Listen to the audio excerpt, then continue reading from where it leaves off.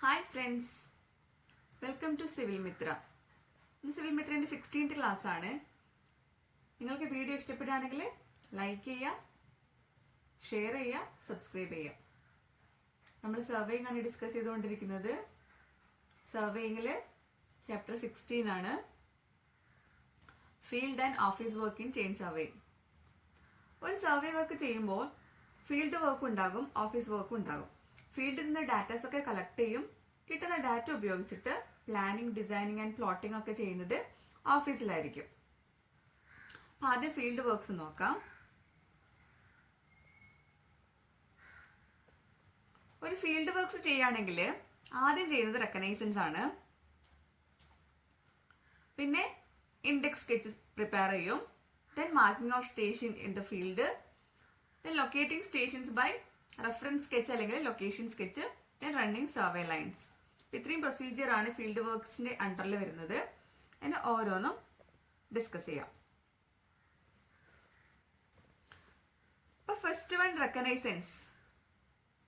ഒരു survey carry out ചെയ്യുന്ന പ്ലോട്ടിൽ നമ്മൾ നടത്തുന്ന ഒരു പ്രിലിമിനറി എക്സാമിനേഷൻ, പ്രാഥമിക പരിശോധന നടത്തുന്നതിനെയാണ് റെക്കഗ്നൈസൻസ് എന്ന് പറയുന്നത്. Preliminary inspection of the site.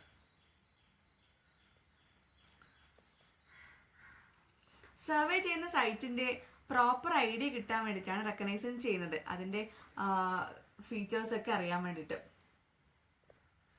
ഗ്രൗണ്ടിന്റെ features, topography, അതിന്റെ ആക്സസിബിലിറ്റി, അങ്ങനെ എല്ലാ ഡീറ്റെയിൽസും കളക്ട് ചെയ്യും. എന്നാൽ മാത്രമേ നമുക്ക് അതിനനുസരിച്ചുള്ള ബെസ്റ്റ് സ്യൂട്ടബിൾ ആയിട്ടുള്ള സർവേയിങ് മെത്തേഡ് നമുക്ക് അഡോപ്റ്റ് ചെയ്യാൻ സാധിക്കുള്ളൂ. സർവേ ചെയ്യുമ്പോഴുള്ള ഡിഫിക്കൽട്ടീസ് ഒക്കെ അറിയണമെങ്കിൽ നമുക്ക് ആ ഏരിയനെ കുറിച്ചിട്ടുള്ള പ്രോപ്പർ ഐഡിയ ഉണ്ടായിരിക്കണം. എന്നാൽ മാത്രമേ നമുക്ക് എത്ര ടൈം നമ്മുടെ സർവേ വർക്ക് കംപ്ലീറ്റ് ചെയ്യാൻ, നമ്മുടെ വർക്ക് കംപ്ലീറ്റ് ചെയ്യാൻ എത്ര ടൈം എടുക്കും എന്നുള്ളത് ഏകദേശം ഒരു ഐഡിയ കിട്ടാനൊക്കെ നമുക്ക് റെക്കഗ്നൈസൻസ് സർവേയിൽ കൂടെ, റെക്കഗ്നൈസൻസ് ചെയ്യുന്നതിൽ കൂടെ നമുക്ക് ചെയ്യാൻ സാധിക്കും. ചെയിൻ സർവേ ആണ് ചെയ്യുന്നതെങ്കിൽ ചെയിൻ സർവേ ചെയ്യാൻ വേണ്ടിയിട്ട് എത്രമാത്രം ആ ഏരിയ സ്യൂട്ടബിൾ ആണ്, അല്ലെങ്കിൽ വേറെ എന്തെങ്കിലും മെത്തേഡ് യൂസ് ചെയ്യണോന്നൊക്കെ, ഏത് മെത്തേഡ് യൂസ് ചെയ്തിട്ടാണ് സർവേ വർക്ക് ചെയ്യേണ്ടതെന്നൊക്കെ നമുക്ക് ഫിക്സ് ചെയ്യാൻ വേണ്ടി, നമുക്കൊരു പ്രോപ്പർ ഐഡിയ കിട്ടാൻ വേണ്ടി നമ്മൾ റെക്കഗ്നൈസൻസ് ചെയ്യണം.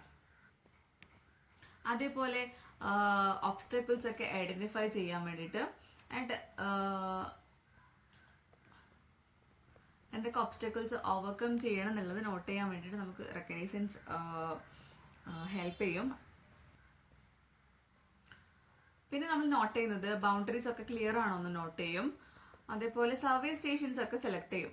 സർവേ സ്റ്റേഷൻസ് ആയിട്ട് എടുക്കേണ്ടത് ഏതൊക്കെയാണെന്ന് ചൂസ് ചെയ്യാൻ വേണ്ടിയിട്ട് നമുക്ക് റെക്കഗ്നൈസൻസ് സമയത്താണ് നമ്മൾ ചെയ്യുക. സെലക്ടഡ് സ്റ്റേഷൻസ് ഇന്റർവിസിബിൾ ആണോ, അതേപോലെ ആക്സസിബിൾ ആണോ എന്നൊക്കെ നമുക്ക് റെക്കഗ്നൈസൻസിൽ കൂടെ അറിയാൻ പറ്റും, നോട്ട് ചെയ്യും.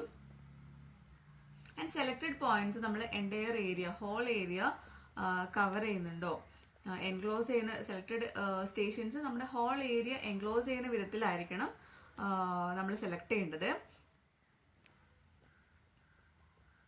പിന്നെ അതേപോലെ നമ്മൾ പറഞ്ഞു, പ്രിൻസിപ്പിൾസ് ഓഫ് സർവേയിങ് പഠിക്കുമ്പോൾ പറഞ്ഞു, ചെയിൻ സർവേയിങ് പഠിക്കുമ്പോൾ പറഞ്ഞു, ചെയിൻ ട്രയാങ്കുലേഷൻ ആണ് പ്രിൻസിപ്പിൾസ് ഓഫ് ചെയിൻ സർവേയിങ് വരുന്നത്. നമ്മളാണ് എൻറ്റയർ ഏരിയ നമ്മൾ എന്താക്കും, നമ്മൾ കുറെ വെൽ കണ്ടീഷൻഡ് ട്രയാങ്കിൾസ് ആയിട്ട് ഡിവൈഡ് ചെയ്യും.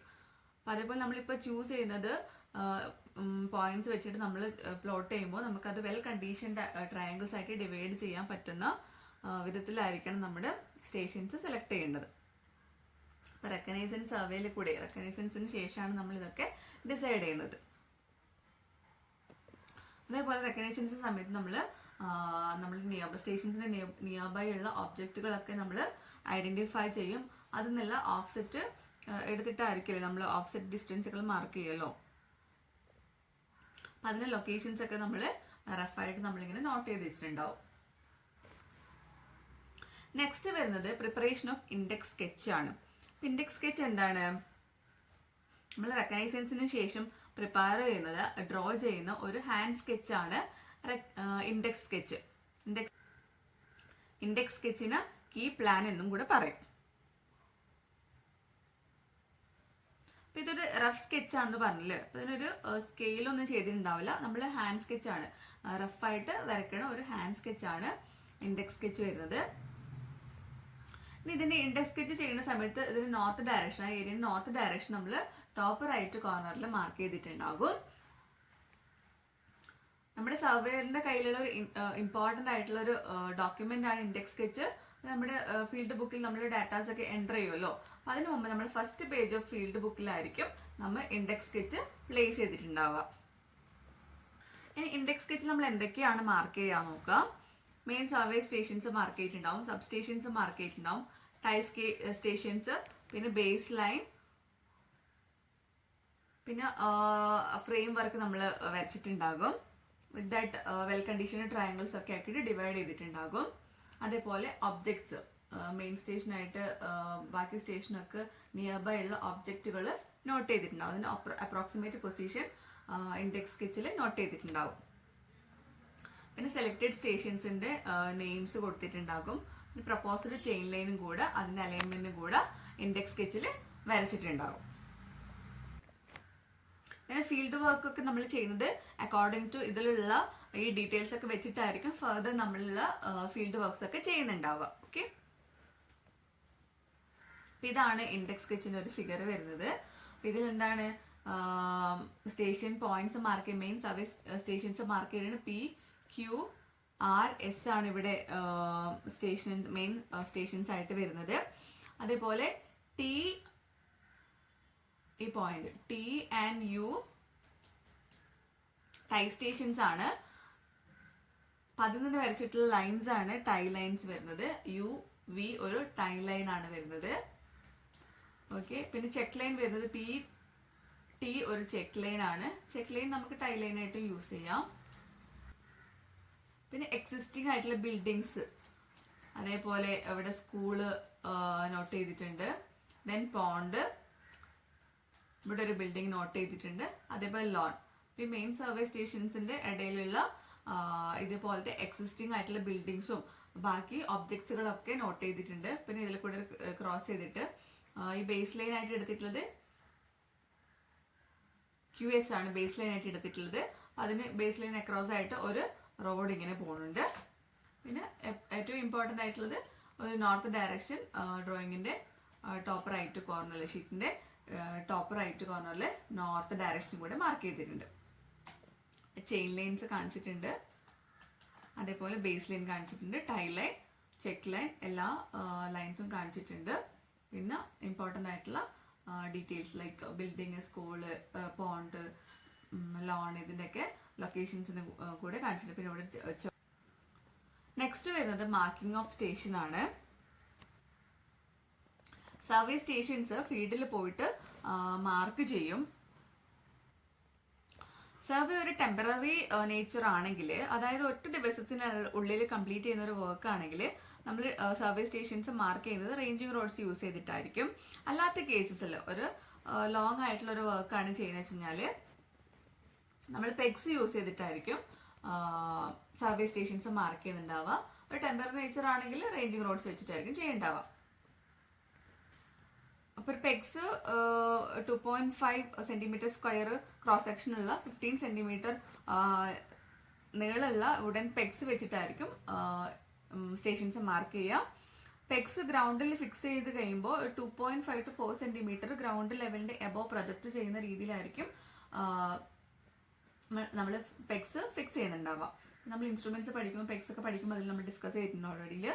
വേണമെങ്കിൽ അതിന്റെ വീഡിയോയുടെ ലിങ്ക് ഡിസ്ക്രിപ്ഷനിൽ കൊടുക്കാം. സ്റ്റേഷൻ പോയിന്റ്സ് നമ്മളൊരു ക്രോസ് മാർക്സ് വെച്ചിട്ട് നമ്മൾ മാർക്ക് ചെയ്ത് വെച്ചിട്ടുണ്ടാകും. അതെന്തിനാ വെച്ച് കഴിഞ്ഞാല് ഇൻ കേസ് നമ്മുടെ ഈ പെഗ്സ് ഒക്കെ വെച്ചിട്ട് നമ്മൾ മാർക്ക് ചെയ്ത് വെച്ചിട്ടുള്ളത്, ഫിക്സ് ചെയ്ത് വെച്ചിട്ടുള്ളത് ഇൻ കേസ് മിസ്പ്ലേസ് ആയി പോവുകയാണെങ്കിൽ നമ്മൾ സ്റ്റേഷൻ പോയിന്റിനെ ഐഡന്റിഫൈ ചെയ്യാൻ വേണ്ടിയിട്ട് ആ പോയിന്റ് ഒരു ക്രോസ് മാർക്ക് ചെയ്ത് വെച്ചിട്ടുണ്ടാകും. നെക്സ്റ്റ് വരുന്നത് locating station by means of reference sketch അല്ലെങ്കിൽ ലൊക്കേഷൻ സ്കെച്ച്. നമ്മൾ സ്റ്റേഷൻസ് മെയിൻ സ്റ്റേഷൻസ് ഒക്കെ നമ്മൾ ഫീൽഡിൽ മാർക്ക് ചെയ്ത് കഴിഞ്ഞു. ഈ ഓരോ സ്റ്റേഷൻ നമ്മൾ എന്ത് ചെയ്യണം, ലൊക്കേറ്റ് ചെയ്യണം. ഒരു പെർമനന്റ് അല്ലെങ്കിൽ പ്രോമിനന്റ് സ്ട്രക്ചറിന് എത്ര ഡിസ്റ്റൻസിലാണ് ഈ മെയിൻ സ്റ്റേഷൻസ് ഉള്ളതെന്നുള്ളത് ലൊക്കേറ്റ് ചെയ്തിട്ട് നമ്മൾ മാർക്ക് ചെയ്ത് വെച്ചിട്ടുണ്ടാകും. ഇങ്ങനെ ഓരോ സ്റ്റേഷനും സം പെർമനന്റ് ഒബ്ജക്റ്റിൽ നിന്ന് എത്ര ഡിസ്റ്റൻസിൽ കിടക്കുന്നു എന്ന് കാണിക്കുന്ന ഹാൻഡ് സ്കെച്ചിനെയാണ് ലൊക്കേഷൻ സ്കെച്ച് അല്ലെങ്കിൽ റെഫറൻസ് സ്കെച്ച് എന്ന് പറയുന്നത്. നമുക്ക് ഫ്യൂച്ചറിൽ റെഫർ ചെയ്യാൻ വേണ്ടിയിട്ടാണ്, അതുകൊണ്ടാണ് ഇതിന്റെ റെഫറൻസ് സ്കെച്ച് എന്ന് പറയുന്നത്.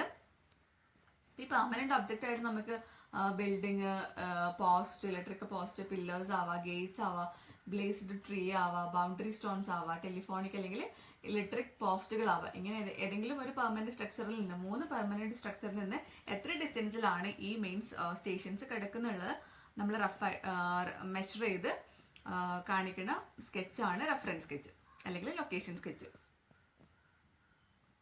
ഇതൊരു ഹാൻഡ് സ്കെച്ച് തന്നെയാണ്, ഹാൻഡ് സ്കെച്ച് ഡയഗ്രാം ആണ്. നമ്മുടെ കീ പ്ലാൻ പോലെ ഒരു ഹാൻഡ് സ്കെച്ച് ഡയഗ്രാം ആണ്.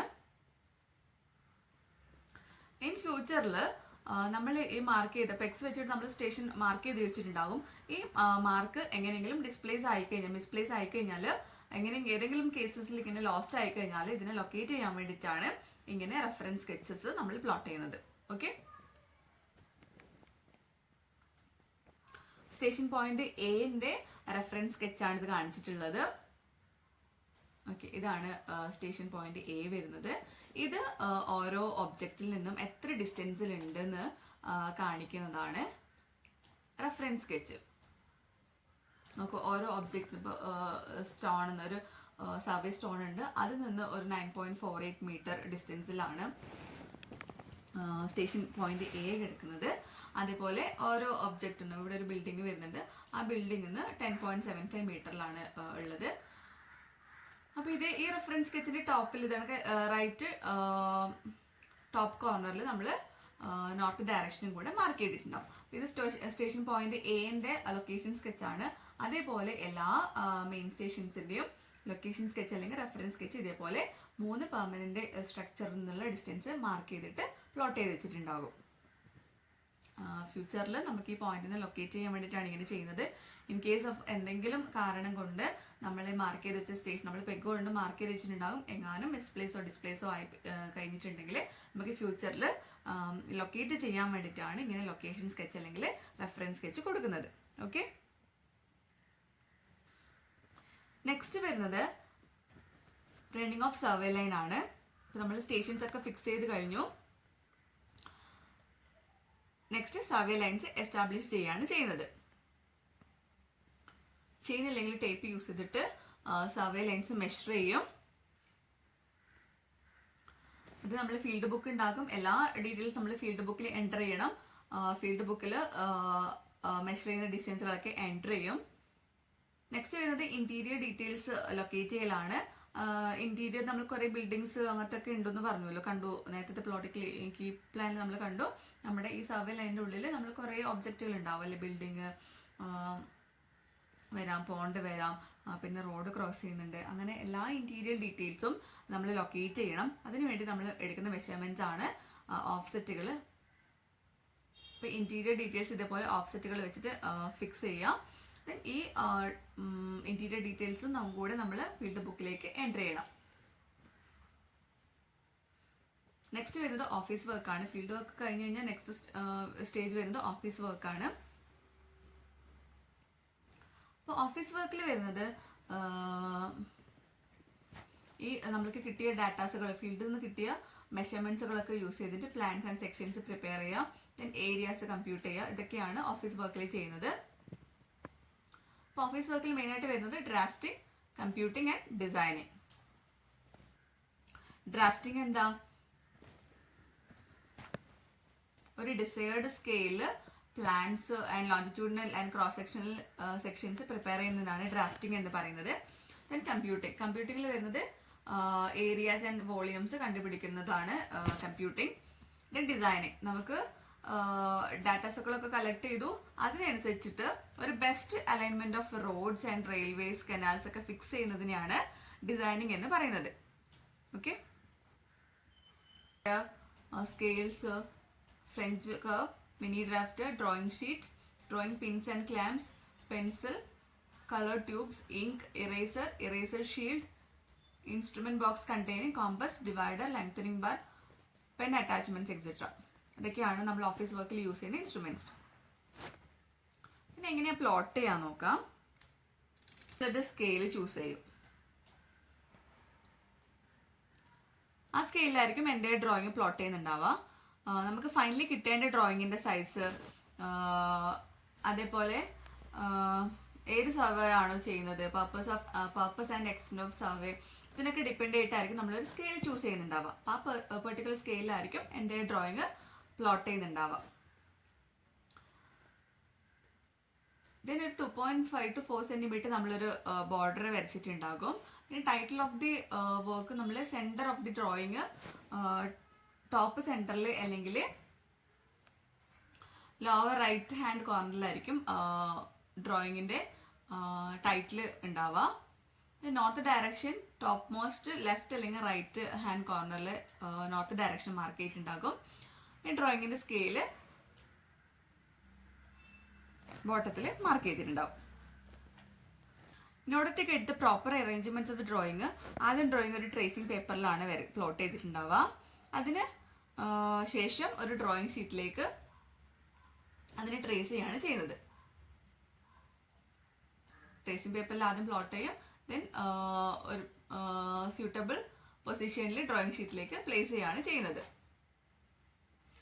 ആദ്യം പൊസിഷൻ ഓഫ് ബേസ് ലൈൻസ് വരച്ചിട്ടുണ്ടാകും, എൻഡ് സ്റ്റേഷൻസ് മാർക്ക് ചെയ്തിട്ടുണ്ടാകും, ദെൻ അതർ ചെയിൻ ലൈൻസ് വരക്കും. അങ്ങനെ ഒരു complete frame work of triangles form ചെയ്യും. നമ്മൾ പ്ലോട്ട് ചെയ്ത ഈ ഫ്രെയിം വർക്ക് ഓഫ് ട്രയാങ്കിളിന്റെ ആക്യുറസി ചെക്ക് ചെയ്യണം. അതിന് ചെക്ക് ലൈൻസ് യൂസ് ചെയ്യും. എന്തെങ്കിലും കറക്ഷൻസ് ഉണ്ടെങ്കിൽ കറക്ഷൻസ് അപ്ലൈ ചെയ്യും. ദെൻ നമ്മൾ ഇന്റീരിയർ ഡീറ്റെയിൽസ് ഒക്കെ ഓഫ്സെറ്റുകളൊക്കെ എടുത്ത് നോട്ട് ചെയ്തിട്ടുണ്ട് അല്ലേ, അത് വെച്ചിട്ട് നമ്മൾ ഇന്റീരിയർ ഡീറ്റെയിൽസ് ഒക്കെ ഡ്രോ ചെയ്യും. ആദ്യം നമ്മൾ ഈ പെൻസിലിനെ കൊണ്ടായിരിക്കും ഈ ഡ്രോയിങ്സ് ഒക്കെ ചെയ്തിട്ടുണ്ടാവുക. ദെൻ കംപ്ലീറ്റ് ഡ്രോയിങ് ഇങ്ക് ചെയ്യും. ഇങ്ക് ചെയ്യുന്ന സമയത്ത് കൺവെൻഷണൽ കളർ യൂസ് ചെയ്യും. സർവേ ലൈൻസ് എങ്ങനെയാണ്, ക്രിംസൺ ലേക്ക് കളറിലാണ് വരയ്ക്കുന്നുണ്ടാവുക. എക്സിസ്റ്റിംഗ് ഫീച്ചേഴ്സ് ബ്ലാക്ക് കളറിൽ കാണിക്കണം. ന്യൂ വർക്ക്സ്, നമ്മൾ പ്രപ്പോസ്ഡ് വർക്ക് റെഡ് കളറിൽ കാണിക്കണം. അപ്പോൾ ഈ കൺവെൻഷണൽ സൈൻസ് ഒക്കെ നമ്മൾ വരുന്ന ക്ലാസ്സിൽ ഡിസ്കസ് ചെയ്യും കേട്ടോ. അപ്പം ഇത്രയാണ് നമ്മുടെ. Thank you. നിങ്ങൾക്ക് നോട്ട്സ് അവൈലബിൾ ആക്കണമെങ്കിൽ കോൺടാക്ട് ചെയ്യാം. Thank you.